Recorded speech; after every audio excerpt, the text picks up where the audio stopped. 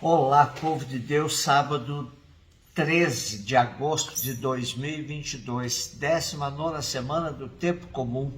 A nossa reflexão de hoje é a partir de Ezequiel 18, de 1 a 10, 13b, 30 a 32 e Mateus 19, 13 a 15. A palavra do Senhor foi-me dirigida nestes termos: que provérbio é esse que andais repetindo em Israel?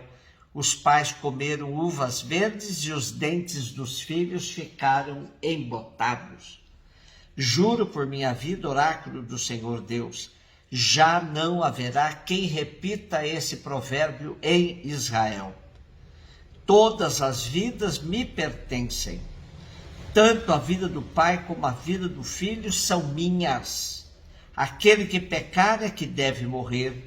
Se um homem é justo e pratica o direito e a justiça, não participa de refeições rituais sobre os montes, não levanta os olhos para os ídolos da casa de Israel, não desonra a mulher do próximo, nem se aproxima da mulher menstruada, se não oprime ninguém, devolve o penhor devido, não pratica roubos, dá alimento ao faminto e cobre de vestes o que está nu, se não empresta com usura, nem cobra juros, afasta sua mão da injustiça e julga imparcialmente entre homem e mulher, se vive conforme as minhas leis e guarda os meus preceitos, praticando-os fielmente, tal homem é justo e com certeza viverá, oráculo do Senhor Deus. Mas se tiver um filho violento e assassino que pratica uma dessas ações, porque fez todas essas coisas abomináveis, com certeza morrerá. Ele é responsável pela sua própria morte. Pois bem, vou julgar cada um de vós, ó casa de Israel, segundo a sua conduta, oráculo do Senhor Deus. Arrependei-vos, convertei-vos de todas as vossas transgressões, a fim de não terdes ocasião de cair em pecado. Afastai-vos de todos os pecados que praticais. Criai para vós um coração novo e um espírito novo.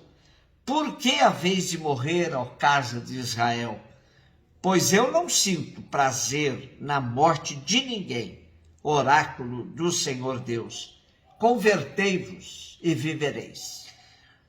Os pais comeram uvas verdes e os dentes dos filhos ficaram embotados. Com esse provérbio, muitos se justificavam de suas faltas, dizendo que elas eram fruto de sua herança, e assim se esquivavam de suas responsabilidades pessoais. Esse é o tema do capítulo 18 de Ezequiel, que se revela, além de sacerdote e profeta, um excelente teólogo. Ele recapitula as leis do culto, as leis morais, os ensinamentos e cerimônias do templo, as reflexões deuteronômias e as proclamações proféticas. Ezequiel mostra-se filho da tradição judaica. Para compreendê-lo melhor, temos de nos situar nos anos de exílio, após a queda de Jerusalém. Não é possível, como muitos o fazem, ficar procurando desculpas para os pecados pessoais, muito menos atribuir culpas a outros. O pior é que muitos o faziam apoiando-se em textos das Escrituras ou em provérbios como esse citado no início. Os pais comeram uvas verdes e os dentes dos filhos ficaram embotados. Pois cada um é responsável pelos seus atos e receberá por eles a devida retribuição. Ainda que desde o princípio se conhecesse uma responsabilidade individual, predominava o conceito da responsabilidade coletiva. Ezequiel torna-se o teórico da responsabilidade individual contra o fatalismo dos que diziam: de que vale converter-nos se pagamos as culpas de nossos antepassados? O profeta mostra como a lei apela à responsabilidade pessoal. A salvação de cada um não depende dos seus antepassados, nem dos seus vizinhos, nem do próprio passado. Quem foi mal pode converter-se e alcançar a vida. Acontece que muitos dos que estavam no cativeiro viviam apenas de lamúrias, culpando os antepassados por suas desgraças ou até responsabilizando o próprio Deus. Vou julgar cada um de vós, ó casa de Israel, segundo a sua conduta, diz o Senhor pela boca do profeta. Arrependei-vos, convertei-vos de todas as vossas transgressões, a fim de não terdes ocasião de cair em pecado. Afastai-vos de todos os pecados que praticais. Criai para vós um coração novo e um espírito novo. E Deus termina dizendo: por acaso me agrada mais a morte que a vida? O castigo mais que a misericórdia? Mateus 19, 13 e 15. Levaram crianças a Jesus para que impusesse as mãos sobre elas e fizesse uma oração. Os discípulos, porém, as repreendiam. Então Jesus disse: deixai as crianças e não as proibais de virem a mim, porque delas é o reino dos céus. E depois de impor as mãos sobre elas, Jesus partiu dali.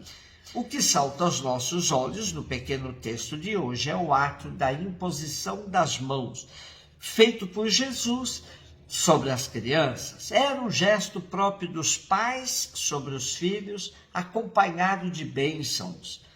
É certo de que os rabinos também o faziam, aqueles que deles se aproximavam e pediam a bênção. Eles o faziam assim também. Jesus havia dito aos seus discípulos que era preciso tornar-se como crianças para entrar no reino.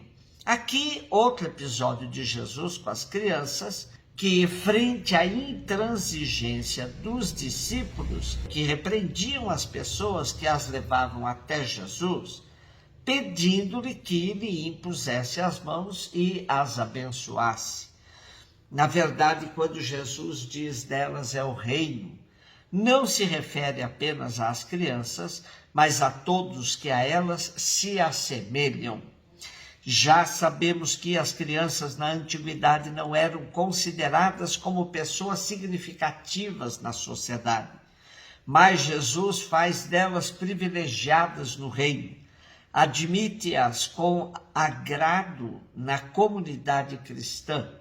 A atitude dos discípulos em querer afastar as crianças revela sua falta de compreensão pelo ministério de Cristo.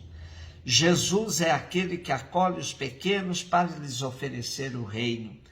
A imposição das mãos sobre as crianças e a oração é um gesto de bênção, mas é também um sinal de que a salvação é comunicada a todos os que podem identificar-se com elas.